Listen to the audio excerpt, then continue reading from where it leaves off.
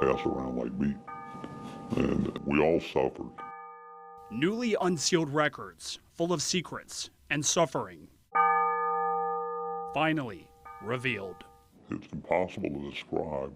This man says he's one of Lawrence Hecker's many victims. What was your reaction when you found out Lawrence Hecker pled guilty?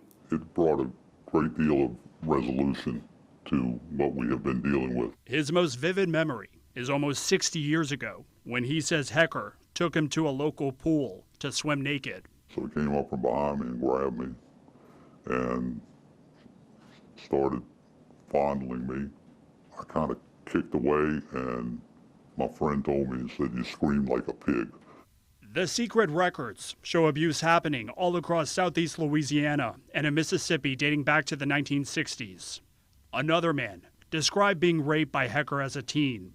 Records show the principal said the child needed to see a psychiatrist or be expelled. The unsealed records state altar boys would be penetrated by the clergy members. Hecker was the instigator.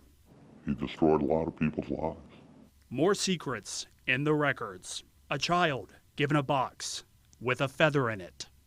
They gave that to a person that they were still involved with to give to a priest who let them know that he was available. I mean, I cried at the table. The documents also state abuse occurred on altar boy trips in limousines. He was a guy that took total advantage of innocent kids. The records describe Hecker in a Mississippi hotel room, in bed with a boy. He changed our lives. Records show in 1999, the Archdiocese sent Hecker for an evaluation. He was diagnosed as a pedophile. Prosecutors say Hecker admitted to sex abuse in a confession. For about 3 years after he was diagnosed as a pedophile, he was allowed to continue working under the Archdiocese. In 2002, Hecker was allowed to retire. Some are questioning, has the diocese downplayed clergy abuse? I say I'm sorry, but we must move forward. Archbishop Gregory Amen has denied multiple on-camera interview requests for more than a year. It's a different approach than after he became Archbishop in 2009.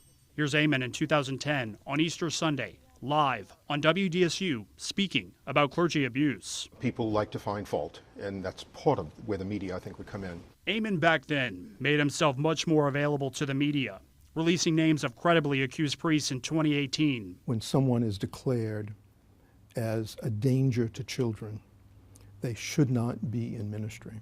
And after the diocese went bankrupt in 2020. I have no doubt that this will end up making us a stronger church. But the interviews about sex abuse paused. Hecker was eventually arrested in 2023 for rape and kidnapping. Do you believe Hecker should have been in jail? I have Mass this evening. And this week, Hecker pleaded guilty just as his trial was about to begin. District Attorney Jason Williams says the media played a role in this case finally coming to a close. The press pressed something that it seemed like the system and institutions wanted to look away from and forget about, and that also feels criminal. While the diocese says they reported Hecker to law enforcement, the diocese is under investigation by state police. While it's been a controversial year, they say progress is being made to heal and move forward. The diocese will release records linked to child sex abuse for the public to see. It is a major step to improve transparency and to ensure child sex abuse never happens again. Records show Amen will meet with abuse survivors individually and in groups. But in order to heal, survivors say all secrets must be revealed.